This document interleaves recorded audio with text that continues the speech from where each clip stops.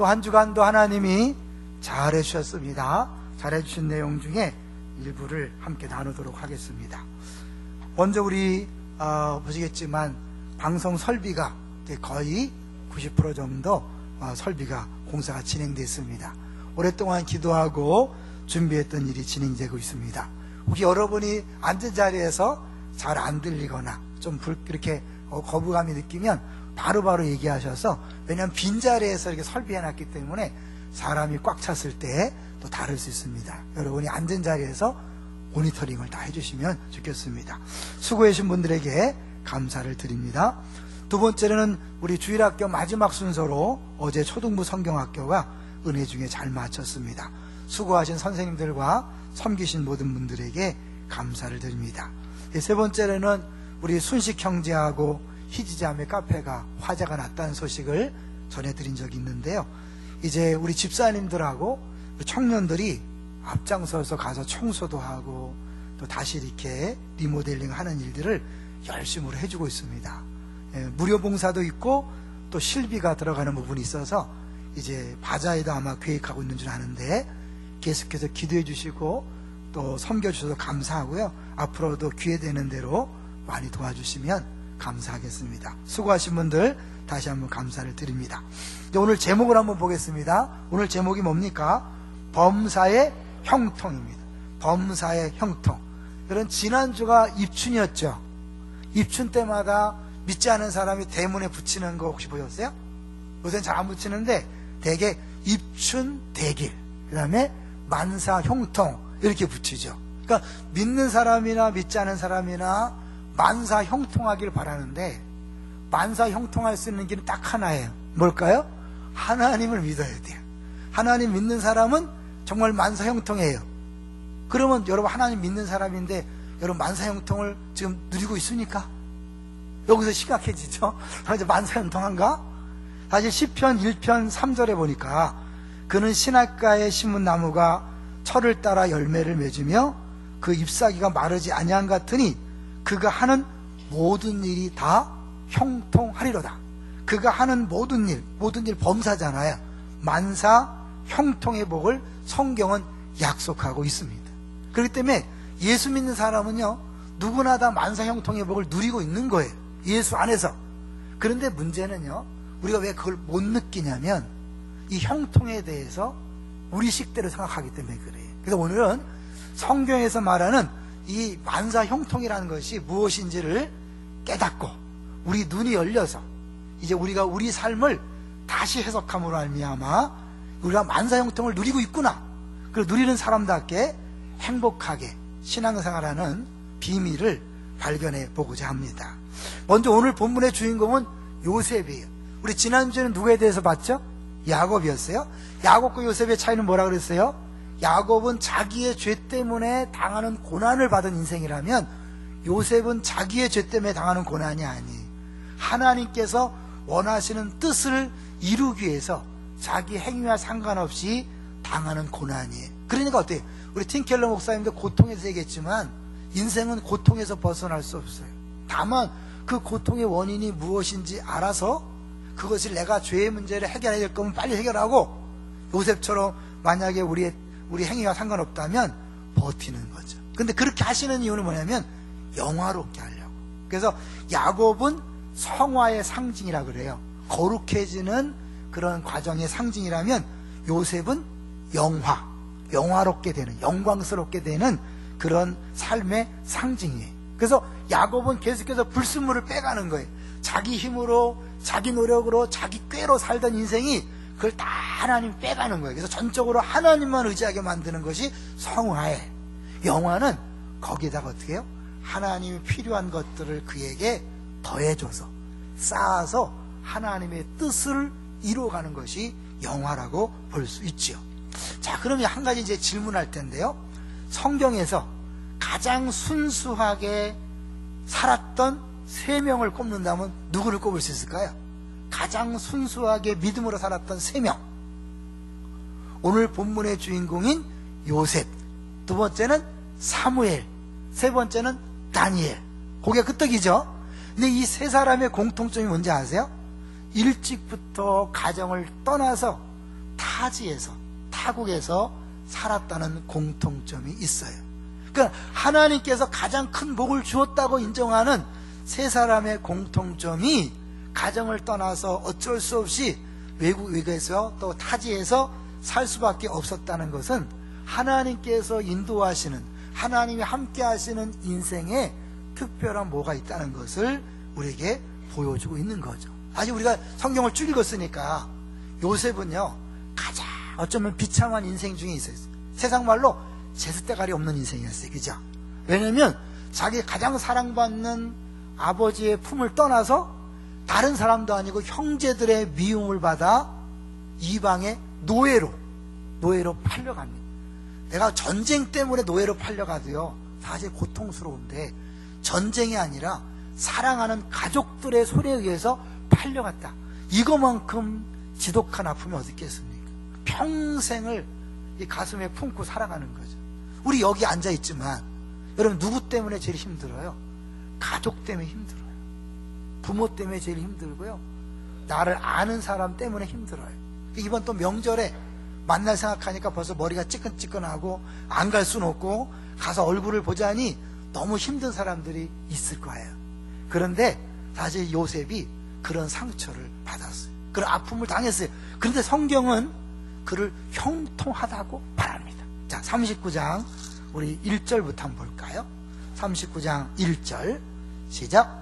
요셉이 이끌려 애굽에 내려가매 바로의 신하 대장 애굽 사람 보디발이 그를 그리로 데려간 이스마엘 사람의 손에서 요셉을 산이라.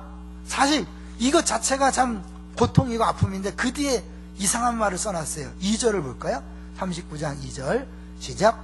여호와께서 요셉과 함께 하심으로 그가 형통한 자가 되어 그의 주인 애굽 사람의 집에 있으니. 아니, 함께 한다면 팔리지 않게 해야지, 그죠? 함께 한다면 형제들의 손에 의해서 팔리는 일이 없도록 막아줘야 될 거 아니에요. 우리 그렇게 생각해요. 그 생각에 사로잡혀서 그 다음에 하나님이 주시는 함께 하시는 증거들을 보지 못해요. 처음에 얘기했죠. 예수 믿는 사람은 누구나 다 형통한 사람이에요. 근데 우리가 생각하는 그 하나 아니면 그 몇 개의 문제 때문에 그것에 마음을 빼앗겨서 지금 현재 주어지고 있는 수많은 형통함, 수많은 하나 함께 하시는 증거를 잊어버리는 거예요. 그래서 늘 얘기해요.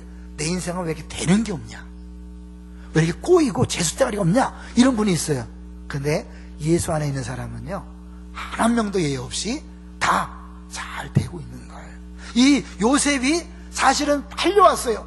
종이 되었어요. 그런데 2절에 요셉과 함께 하심으로 형통한 자가 되었다고 얘기합니다. 해석이에요. 해석. 요셉이 그렇게 느꼈는지 안 느꼈는지 우리 몰라요. 성경의 저자가 그 요셉의 인생을 옆에서 보고 해석하는 거예요. 그럼 어떻게, 우리도 우리 인생을 내 눈으로 보면 해석이 안 되지만 옆에 눈으로 딱 봤을 때, 하나님의 시각으로 봤을 때 여러분과 하나님이 함께 하심으로 형통한 자가 되었다고 주변에서 하나님이 해석할 수 있는 거죠. 자, 3절을 또 볼까요?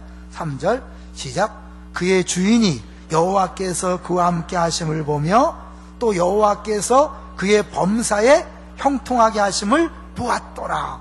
범사에 형통하다, 아주 쉬운 말로 말하면 범사가 다 잘 되는 거예요. 쉽게 해서 농사를 지면 농사 수확량이 막 늘어나는 거예요.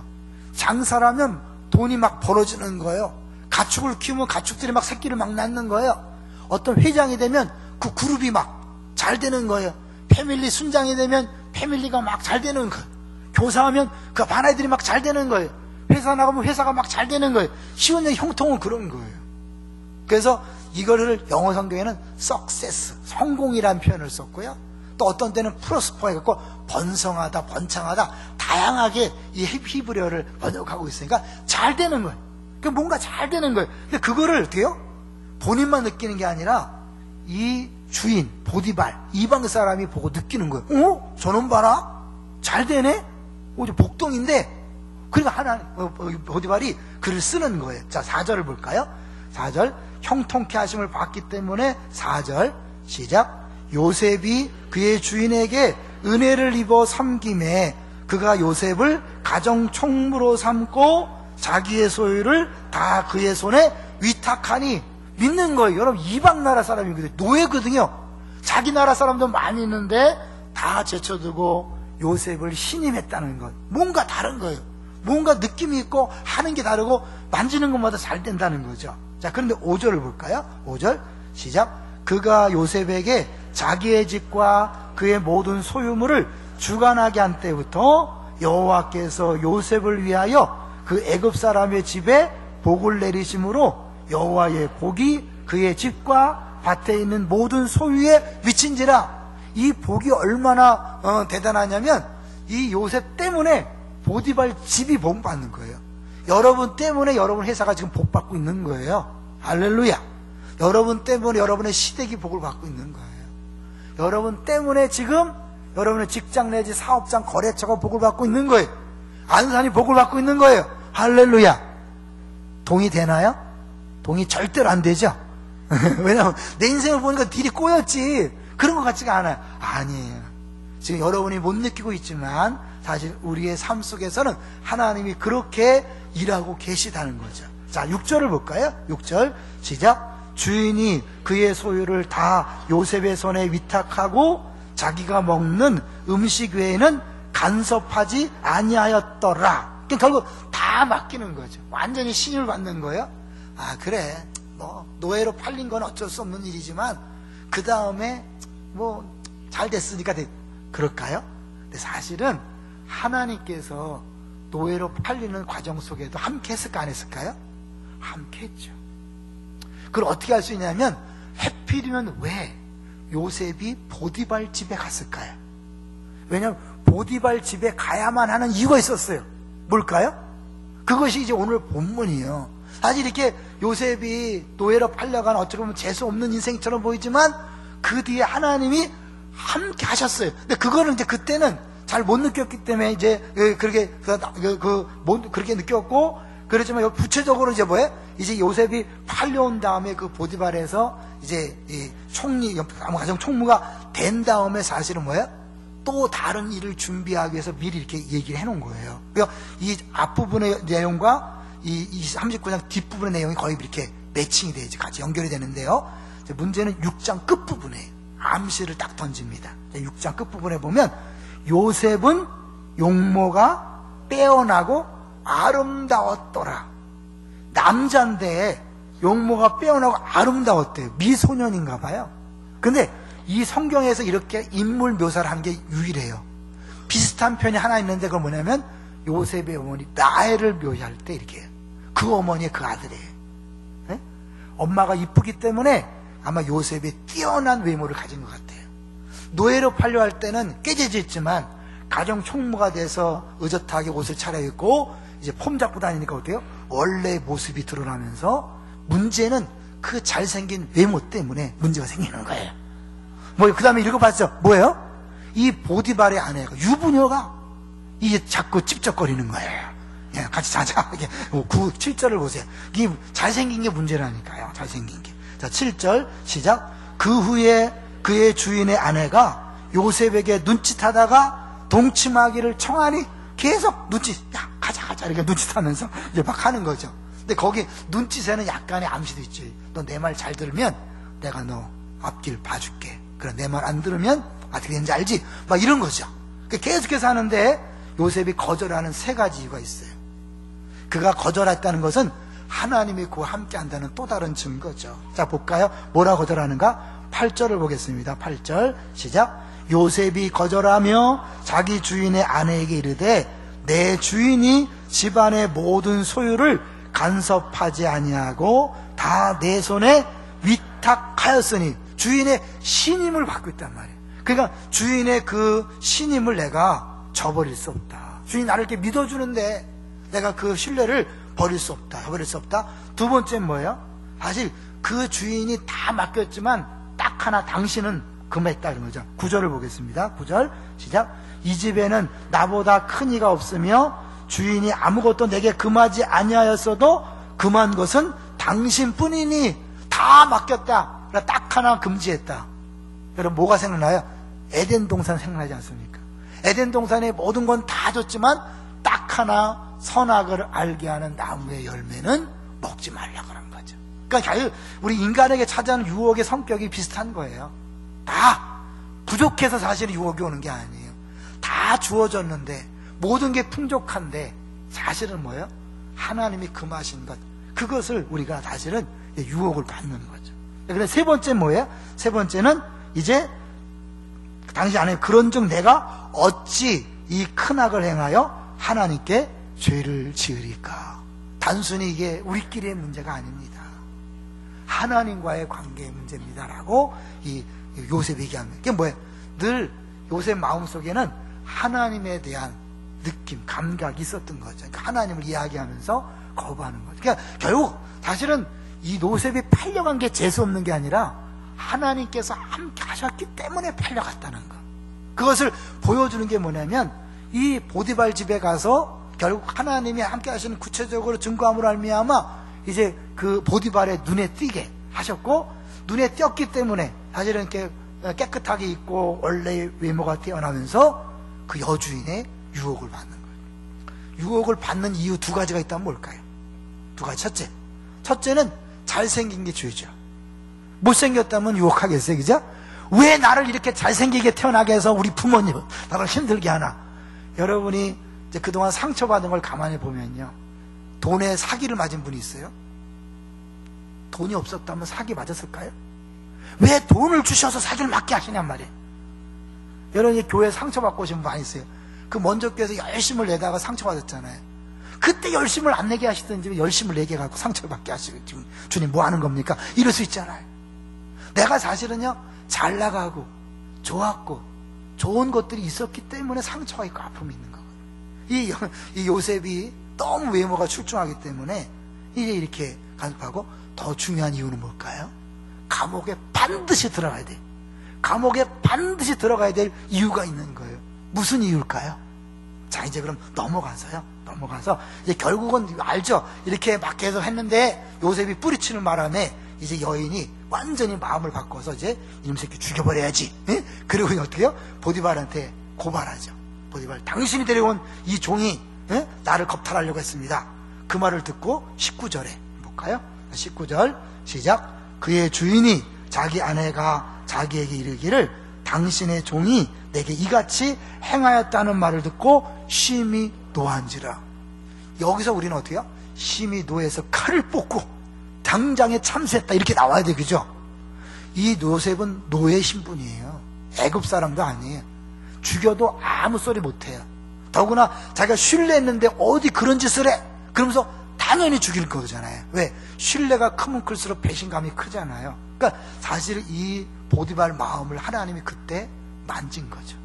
어쩌면 보디발이 자기 부인이 뭘 알고 있었을지 몰라요. 워낙 새끼, 그죠? 그 색을 밝히는 그게 있다는 걸 알지도 모르죠. 자기 부인을 왜 모르겠어요. 그리고 요셉을 신뢰하고 더 나아가서 하나님이 그 보디발 마음을 움직였기 때문에 죽이지 아니하고 감옥에 집어넣는데 그게 굉장히 중요한 거예요. 20절을 보세요. 20절 여기 비밀이 있어요. 시작. 이에 요셉의 주인이 그를 잡아 옥에 가두니 그 옥은 왕의 죄수를 가두는 곳이었더라. 요셉이 악에 갇혔으나 무슨 감옥이에요? 왕의 죄수를 가두는, 이게 중요한 거예요. 왕의 죄수들을 가두는 곳이니까 거기는 뭐예요? 왕궁에서 일하던 사람들이 와 있는 곳이란 말이에요.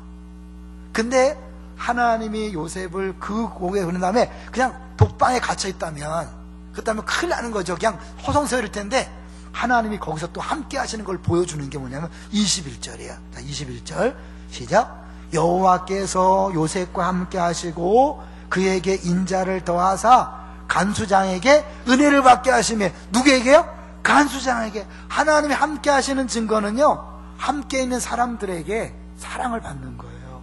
여러분, 우리 교회 왔는데, 어디 갔는데 여러분을 좋아하는 사람, 여러분을 살펴주고 섬겨주는 사람이 있습니까? 그 사람을 만나게 하신 하나님의 사랑인 줄로 믿습니다. 그러니까 우리는 내가 팔려가고 내가 잘못돼서 어쩔 수 없이 안 산다는 오고 막 이런 것만 계속 생각하기 때문에 지금 옆에 하나님이 붙여준 나를 사랑하고 섬겨주는 그 귀한 손길을 자꾸 느끼지 못해요. 아니에요. 여러분, 그런 사람이 있다는 자체가 뭐예요? 하나님 함께 하시는 증거예요. 그러면 하나님 요때만 함께 하시고 그전 함께 하지 않았을까? 아니에요. 지금 보디발 집에서 함께 하셨다는 건 뭐예요? 팔려오기 전에도 함께 하신 거고, 감옥에 들어가서 함께 한다는 건 뭐예요? 감옥에 들어가는 과정에도 이미 함께 하신다는 거예요. 현재 함께 하심의 그걸 보는 순간 뭐예요? 내 인생의 과거가 풀리는 거예요. 여러분이 기쁨의 동산교회 와서 야, 하나님이 여기 날 보내셨구나, 하나님이 하셨다라고 인정한다면 뭐예요? 여기에서만 함께 하시는 하나님이 아니에요. 그죠? 이미 여기 오기 전에 나를 힘들게 했던 어떤 사람, 힘들게 했던 환경, 상처, 이 모든 것들도 뭐예요? 다 하나님이 함께 하시는 증거라고 그렇게 여러분이 해석을 하셔야 돼요. 자, 그래서 어때요? 22절 보겠습니다. 22절 시작. 간수장이 옥중 죄수를 다 요셉의 손에 맡기심으로 그 재반 세무를 요셉이 처리한다. 이게 왜 중요할까요? 이제 독방에 갇혀 있는 게 아니에요. 그 모든 업무를 다 맡겼기 때문에 마음껏 다른 방 죄수들을 만날 수 있는 거예요. 그러면 하루 종일 요셉이 뭘 했을까요? 그 감방 죄수들을 일일이 다 만나면서 그들과 대화를 나누면서 자연스럽게 뭐를 들었을까요? 애굽 왕궁의 모든 것들, 정치, 경제, 군사, 문화, 역사에 대한 것들을 그들이 시간이 많은데 할 게 뭐 있겠어요? 그냥 그야말로 입만 살아서 그냥 얘가 왕궁에 있을 때 막 하면서 요셉은 어때요? 가정교사에게 역사 공부를 하는 거예요. 애굽의 역사 공부, 정치 공부, 경제 공부를 하는 거죠. 그렇게 해야 나중에 총리가 되잖아요. 하나님이 총리로 세우시기 위하여 그냥 꿈 한 번 꿨다고 총리 만드는 게 아니에요. 그 강대국 당시의 애굽은요, 오늘날 말하면 미국 더하기 중국 더하기 러시아 합친 것보다 더 큰 강대국이라고 말할 수 있는 거예요. 비중이. 그 어마어마한 나라의 총리로 설려면 준비가 필요하거든요. 하나님께서 그 준비를 실제적으로 감옥에 집어넣고 시키는 거예요. 담론이란 책을 쓴 신영복 씨, 혹시 기억하시나 몰라요? 그분이 이런 내용을 썼어요. 인간을 이야기하는 것은 여간 어려운 일이 아니다. 그럼에도 불구하고 내가 감히 이야기를 시작하는 것은 20년 수용 생활 동안 수많은 사람들을 만났기 때문입니다. 적어도 인간 이해에 있어서 감옥은 대학이었습니다. 20년 세월은 사회학 교실, 역사학 교실, 그리고 최종적으로 인간학의 교실이었습니다. 사실 이분이 그 군대 감옥, 남산 형무소, 군대 형무소 거기 있으면서 수많은 사형수들을 만나고 죽어가는 걸 보고 대화를 나누면서 많은 것들을 경험했어요. 사실 요셉은요, 사실 정결한 사람이에요. 순수한 사람이에요. 믿음 있는 사람이에요. 유혹을 물리치는 사람이었어요. 그러나 사실은 인간적으로 볼 때는 약간 싸가지가 없는 사람이었어요. 동의하시나요? 왜요? 자기 형들의 잘못을 아버지한테 고자질했다니까요. 그러니까 자기는 그게 틀린 게 아니죠. 왜? 잘못했으니까 아버지한테 이르는 게 어떻게 보면 당연한 거지. 보면 옆에서 볼 때는 아우 저런 인간이 다 있네 저거. 밥맛이네 이런 거죠. 하나님은 그 요셉을 바꿔 나가십니다. 어떻게 해요? 이제 남들의 아픔을 헤아릴 줄 아는 사람으로 바꾸는 거죠. 아버지의 사랑만 받았던 요셉, 아픈 사람, 가난한 사람, 고통받는 사람을 이해할 수 없어요. 근데 자기가 가장 사랑받는 자리에서 노예의 자리에 떨어지면서 그 노예 신분의 사람들과 함께 생활하면서 그들의 생활을 접합니다. 억울한 누명을 쓰고 감옥에 들어가서 억울한 사정을 갖고 있는 사람들의 마음을 압니다. 그러니까 모든 사랑받아본 사람의 마음, 또 가장 낮은 자리에서 고통당하는 사람들의 모든 것들을 다 경험하면서 거기다 어떻게 실제적인 정치, 경제, 사회, 문학 이런 것들을 실제적으로 배우면서 그런 감옥에서 어마어마한 훈련을 받고 있는 거예요. 자, 그런데 그것을 보면서도 우리들이 그래도 무슨 죄수잖아. 그래도 무슨 노예잖아. 요셉에게 가장 필요한 게 뭘까요? 아버지 집에 돌아가는 것이고 자유를 얻는 거잖아요. 우리는 그 생각만 하는 거예요. 우리에게 필요한 게 뭐예요? 다 좋아요. 내가 교회 생활 좋고 은혜 받는 거 좋아요. 그러나 우리 자녀 어떡하란 말입니까? 자녀를 빨리 바꿔줘야죠. 우리 남편 빨리 교회 나와야 되죠. 왜? 병에 걸려서 고통받게 합니까? 건강을 주셔야죠. 남들 보기 창피해 죽겠어요. 이런 게 있잖아요. 그죠? 이 요셉에게 형통하다, 함께한다 아무리 하지만 남들 그래봤자 뭐 형제들한테 팔렸는데 노예 신세인데 무슨 형통이야? 그래봤자 감옥의 죄수인데 그게 무슨 형통이야?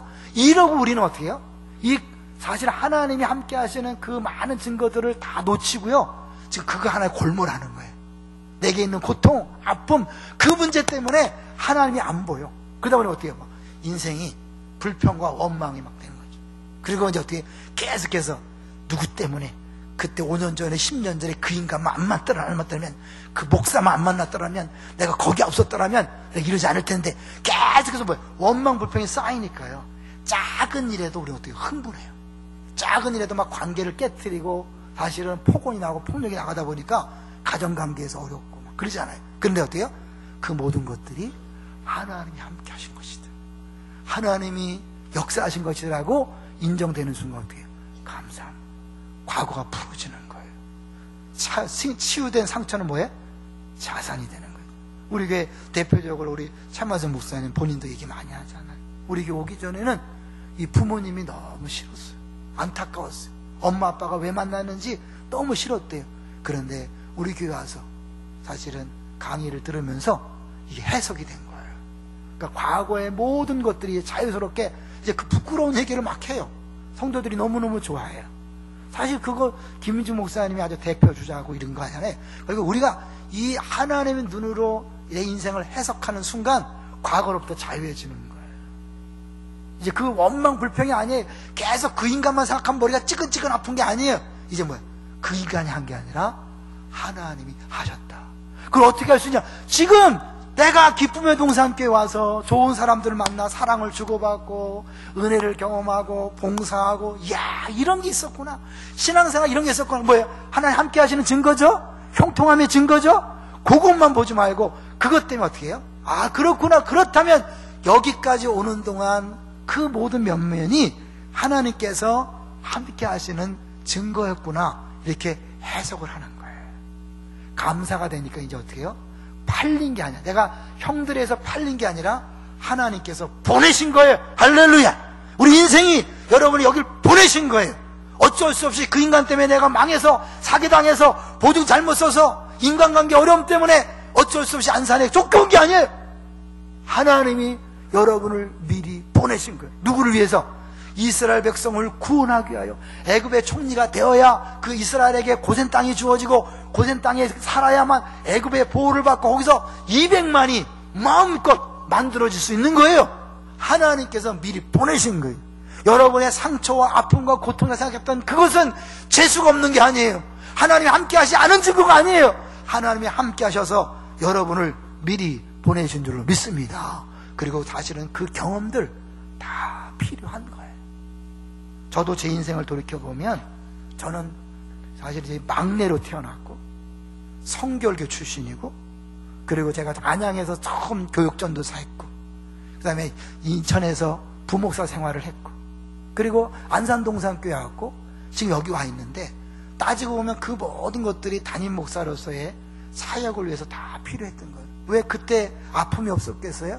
왜 고통이 없었겠어요? 있었어요. 그런데 하나님이 그렇게 하셨더라고요. 제가 이제 좋아하는 하나 예화가 있습니다. 한 목사님이 설교 중에 든 예화, 이창호 씨, 바둑기사 이창호 씨, 내가 몇 번 얘기했을지 몰라요? 천재 바둑기사 이창호가 있는데, 이 사람은요 한국, 중국, 일본의 바둑 역사를 통틀어서 이런 사람이 없대요. 왜? 이 사람은 초읽기에 강한 사람이에요. 모든 바둑기사들이 마지막 이제 초읽기 하나, 둘, 이거 알죠? 그럼 막 사람이 막 바빠지는데 이 사람은 오히려 더 편안하다는 거야. 째깍 째깍 째깍, 이 세계 소리가 더 편안하대. 알고 봤더니 기자가 갔더니 그 전주에 집이 있는데, 전주 거기에 할아버지 때부터 아버지 때까지 장장 60년 동안 이창호 집안이 뭐냐면 시계빵을 하는 거예요. 시계빵. 에? 그러니까 얘는 모태에서부터 이 째깍 소리를 들은 거야. 그래갖고 이 째깍 소리가 불안한 게 아니라 익숙해진 거예요. 근데 생각해 보는 거예요. 만약에 이창호 씨가 어렸을 때 어땠을까? 자기 부모님을 보면서, 왜 우리 집은 60년 동안 시계빵밖에 못하나? 자랑스러운 건 아니잖아요, 그죠? 근데 부끄러운 것도 아니죠. 근데 어린 마음에 그랬을 거 아니에요. 왜 우리 집은 다른 아버지처럼, 다른 할아버지처럼 멋진 건 아니고 시계빵일까? 근데 결국 그것이 그를 천재 바둑기사로 만드는 과정이었다면, 우리 믿는 사람 한 사람 한 사람 예수의 피로 값주고 사신 우리들을 하나님께서 하나님의 뜻을 위해 쓰시기 위하여 그 모든 것들을 준비해 놓으신 것이 아닐까요? 네. 그것은 우리 당대뿐만 아니라 우리 다음 세대, 여러분이 안산에 오신 것은 여러분 당대만을 위한 게 아니에요. 다음 세대 자녀들에 대한 놀라운 계획이 있어요. 어쩌면 손자 손녀에 대한 놀라운 계획이 있어요. 이건 직계라면, 혈육이라면 여러분을 만난 초신자들, 새로운 식구들, 성도들 중에 여러분 때문에 만나고 경험하고 배우고 깨닫는 그 모든 게 있는 거죠. 사실 이제 병으로 고생하시는 분들 많이 있잖아요. 다른 거 다 이것만 좀 해결됐으면 좋겠다, 이 병의 문제만. 근데 생각해보면 그런 것 같아요. 그 병이 든 사람, 그 사람에겐 주변의 사랑과 관심이 필요한 거예요. 저는 그런 생각이 들어요. 그 병 들어있는 우리 가족을 위해서 건강한 사람들이 사랑과 섬김을 해줘야 돼요. 하나님 그렇게 만든 거예요. 그래서 이분은 특별히 뭐예요? 이 사랑과 섬김이 필요하기 때문에, 건강하면 그 사랑과 섬김이 안 할 텐데 아프기 때문에 가족들이 집중해서 사랑과 섬김을 줌으로 일생 동안 받지 못했던 사랑과 섬김이 필요하니까 그렇게 한 거예요. 또 가족들은 그 기도하고 사랑과 섬김을 주면서 뭐예요? 거기 안에서 다른 또 주의 사랑과 섬김을 배워가는 거죠. 건강만 그런가요? 때로는 우리의 자녀의 사춘기 자녀들의 아픔, 그 사춘기 자녀의 그 방황은 주님이 또 미래에 쓰시려고 필요한 거죠. 부모들은 그 자녀를 키우면서 하나님 아버지 마음을 알아가고 그런 거죠. 아니, 이 모든 것들을 우리가 볼 때는 다 좋지만 이거 자유, 요셉에게 가장 필요한 자유, 아무리 형통이고 함께하고 다 필요 없다, 자유를 달라. 우리 뭐예요? 다 필요 없다, 애를 달라. 아무리 은혜 받으면 뭐하냐, 애가 없는데, 뭐 이런 분이 있어요. 아무리 뭐냐, 애가 대학 떨어졌는데 명절에 저기 창피해서 못 간다. 아무리 은혜 주면 뭐하냐, 시집장가를 못 갔는데. 그 하나에 매여서 지금 하나님이 함께 하시는 형통의 증거들을 다 까먹고 있는 거죠. 그리고 어떻게 해요? 그 한 문제는 결국 시간이 지나고 나면 주님께서 나중에 아 그래서 그랬구나라고 깨달을 텐데 그때까지 모르고 있는 거예요. 아니라는 거예요. 하나님이 지금도 함께 하시고 형통케 하시고 있다는 것을 오늘 본문이 보여주고 있는 거예요. 사실은 이렇게 오늘 본문의 핵심은 위로해요. 왜냐하면 우리가 지금 일주일에 한 번씩 하기 때문에 39장을 하지만 사실 이거는 37장부터 50장까지가 하나의 묶음이에요. 37장부터 50장까지 하나의 묶음인데 늘 얘기하지만 히브리 문장 구조는 가운데에 핵심이 있다고 그랬죠. 정 가운데에 뭐가 들어있냐면 거기에 보면 요셉이 형제들을 만나서 시험을 해요. 정말 이제 옛날에 그 가족들을 막 서로 막 싸우고 그런 것들이 없나 시험한 다음에 그 다음에 결정적인 게 뭐냐면 자기를 밝혀요. 그러면서 그죠? 여러분이 판 게 아닙니다. 하나님이 나를 보내신 것입니다. 그래서 요셉의 이야기는 전체적 한마디로 얘기하면 위로와 치유와 회복이에요. 우리가 상처로 알고 고통에 알고 아픔을 했던 그 사건들, 그 아픔들이 하나님 눈으로 보니까 재수가 없어서 어쩔 수 없이 당한 것이 아니라 하나님이 뜻이 있어서 미리 보내신 것입니다. 할렐루야. 이 감옥에 가야 되기 때문에 요셉은 어떻게 해요? 형제들에 의해서 팔려가는 아픔이 필요했어요. 그러나 하나님은 그 아픔을 주지만 이왕이면 그 보디발 집에서 또 함께 하시는 증거를 통하여 잘 되게 하십니다. 형통케 하십니다. 그걸로 끝나지 않아요. 감옥에 들어가야 되니까 또 잘생긴 것 때문에, 하필이면 잘생긴 것 때문에 유혹을 받아서 어쩔 수 없이 또 들어가는, 이 재수대가리가 없는 인생 같잖아요. 한 번도 아니고 이게 인생이 뭐 꼬이냐, 풀리는 게 없냐, 이럴 수 있지만 큰 눈으로 볼 때 어떻게 해요?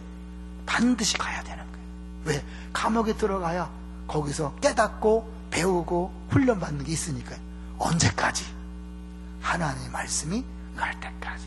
요거 한번 찾아보겠어요. 성경 하나, 시편 105편이에요. 여러분 요거 어려울 때마다 이 부분을 찾아서 한번 읽고 또 읽어보세요.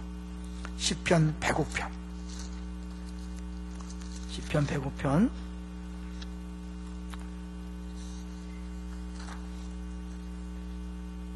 시편 105편 18절 한번 보세요. 줄 쳐놓으시고 두고두고 한번 보세요. 시편 105편 18절 880쪽입니다. 읽어볼까요? 시작. 그의 발은 착고를 차고 그의 몸은 쇠사슬에 매었으니 곧 여호와의 말씀이 응할 때까지라. 그의 말씀이 그를 단련하였도다. 착고를 차고 쇠사슬에 매었다는 뭐예요? 감옥에 들어간 거죠. 곧 여호와의 말씀이 응할 때까지라. 이것을 영어로 말씀이 올 때까지, 말씀이 성취될 때까지, 말씀이 온전히 이루어질 때까지 그의 말씀이 그를 단련하는 거예요. 야곱은 단련하는 것이 불순물을 빼버리는 작업이었다면 요셉에게는 어떻게 해요? 하나님이 자꾸 필요한 것을 더해줘서 하나님께서 필요한 사람으로 만들어가고 준비시키는 거예요. 근데 사실은 요셉은요, 예수님의 모형이라고 볼 수 있어요. 왜냐하면 요셉이 가장 높은 자리, 사랑받는 자리에서, 아들의 자리에서 어떻게 했어요? 노예로 팔렸죠. 예수님이 하나님의 아들로서 높고 높은 보좌에 앉아있던 분이 이 땅에 사람 몸을 입고 종으로 오셨어요. 그리고 사실은 배신당하고 버림당하고 고난당하고 심지어 어떻게 은 30에 팔리고, 이거 알고 하나님께서 이 요셉을 통하여 장차 오실 예수 그리스도가 누구인지를 보여주는 거예요. 요셉은 자기를 위한 고난이 아니었어요. 이스라엘 가족을 구원하고 온 민족을 구원하기 구원자의 모델이에요. 예수님이 자기 죄 때문에 고난당했나요? 아니잖아요. 자기 죄 때문이 아니라 인류의 죄 때문에 고난당하고 인류를 구원하는 구원자로 오셨기 때문에 그분은 일생 동안 고난을 당하셨어요. 고난의 원인이 자기 죄가 아니라 구원자이기 때문에 그런 거예요. 그러니까 요셉은 예수님의 모델이에요. 요셉이 형통했다면 뭐예요? 예수님은 진짜 형통한 사람. 왜요? 여호수아 1장 8절에 보니까 이런 말씀이 있죠. 이 율법책을 내 입에서 떠나지 말게 하며 주야로 그것을 묵상하여 그 안에 기록된 대로 다 지켜 행하라. 그리하면 내 길이 평탄하게 될 것이며 내가 형통하리라. 형통의 비결은 뭐냐면 말씀대로 다 지키는 거예요. 근데 우리는 사실 그렇게 지킬 수 있는 사람이 없잖아요. 근데 지킬 수 있고 지켰던 분이 있죠. 누굴까요? 요셉의 모형이신 예수 그리스도는 단 한 가지의 흠도 없이 말씀을 100% 완벽하게 지키신 분인 줄로 믿습니다. 그러니까 형통의 모델이, 그분은 진짜 만사 형통의 모델이. 근데 그 예수님이 지금 어디 계신 거예요? 우리가 예수 믿는다는 건 예수를 영접하는 거예요. 예수 내 마음에 주인을 모셔드린다는 거예요. 예수 내가 하나 됐다는 거예요. 그게 어떻게 해요? 예수님의 형통이 누구 형통이에요? 나의 형통, 우리의 형통이 되는 거예요. 여러분 정말 예수를 믿습니까? 예수님 영접했습니까? 예수님 어디 계십니까? 여러분 안에 계시다면 여러분은 지금 형통한 삶을 누리고 있는 거예요. 근데 내가 그거를 어떻게 해요? 아까 잖아요. 요셉에게 자유처럼 하나님께 건강을 안 줘요? 왜 대학을 안 보냈어요? 왜 결혼을 안 시켜줘요? 왜 애를 안 줘요? 이게 큰 문제, 내가 지금 생각하고 있는 묶여있는 그 큰 문제에 묶여서 정작 하나님이 주신 수많은 형통의 증거들, 그것들을 못 누리니까 어떻게 해요? 입만 열면 불평 원망인 거예요. 마음속에 분노가 꽉 차 있어요. 얼굴은 웃지만 마음속에 미움이 있어요. 분노가 있어요. 아니에요. 여러분 그 사람이 아니에요. 그 사람 때문에 여기 온 게 아니에요. 하나님이 보내신 것입니다. 할렐루야. 왜요? 더 큰 사명이 있어서, 이스라엘을 구원할 사명을 위하여 요셉이 감옥에 들어가야 됐던 것처럼 여러분에게 사명이 있어서 하나님이 그 사람을 만났고 상처를 받고 고통을 당했지만 그것은 그 사람이 한 일이 아니라 하나님이 여러분을 이곳에 보내시기 위한 계획인 줄로 믿습니다. 그때도 함께 하셨던 하나님이 지금도 함께 하시고 미래도 함께 하실 줄로 믿습니다. 그러므로 여러분 이제 과거로부터 자유케 되는 거예요. 그리고 지금 현재 주어진 고난 속에 함께 하시는 증거, 형통의 증거들을 하나하나 기억하면서 감사하는 그 힘으로 버티는 거예요. 그랬죠? 야곱의 고난은 빨리 회개해야 돼요. 요셉의 고난은 뭐예요? 버티는 거예요. 견디는 거예요. 언제까지? 하나님의 말씀이 응할 때까지. 언제 하나님 하실 겁니까? 언제 우리 남편이 돌아오고, 언제 자녀가 돌아오고, 언제 병이 낫고, 언제 가난의 문제가 해결될 것입니까? 하나님 말씀이 응할 때까지, 하나님의 때까지 여러분은 버티는 거예요. 견디는 거예요. 주님이 지금 작업하고 있어요. 그러나 분명한 것은 여러분은 예수님 때문에 이미 형통한 자고 형통한 삶이 지금도 진행되고 있어요. 그것을 보는 눈이 열리시기를 주의 이름으로 축원합니다. 그것을 감사함으로 오늘의 감사가 과거의 모든 상처와 아픔을 치유하고 미래에 대한 기대와 소망으로 오늘도 고통스럽지만 아프지만 믿음으로 한 걸음 한 걸음 힘있게 걸어가면서 그 감사가 사랑해야 될 사람 사랑하고 섬길 사람 섬기면서 행복한 천국을 누려야 되는데 과거에 대한 분노와 아픔 때문에 늘 화가 났어. 조금만 마음에 안 들면 부부싸움하고, 조금만 마음에 안 들면 부부와 자녀가 싸우고, 이웃과 싸우고. 이게 뭐야? 안에 분노가 있어서 그래. 이게 치유되면 뭐야? 싸울 상대가 아니에요. 남편 사랑하고 섬기고, 아내 사랑하고 섬기고, 내 성도들 사랑하고 섬김으로 가는 데마다 천국이 이루어지는 거죠. 이런 삶이 우리에게 이미 주어진 줄로 믿습니다. 오늘부터 여러분 과거 상처로부터 자유하고 재수없다고 말하지 마세요. 되는 게 없다고 말하지 마세요. 아니에요. 잘 되고 있어요. 예수 안에서 잘 되고 있습니다. 할렐루야. 하나씩 감사하고 이번 명절에도 자신 있게 만나세요. 그들이 뭐라 그러면 그래 잘 되고 있어. 좀만 기다려. 하나님 말씀할 때까지 좀만 기다려. 자신 있게 가세요. 부끄러워하지 마세요.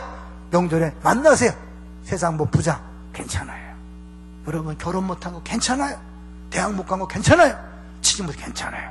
하나님의 계획은 착착착 진행되고 있는 줄로 믿습니다. 이 안에서 다시 한번 힘을 내시기를 주의 이름으로 축원합니다.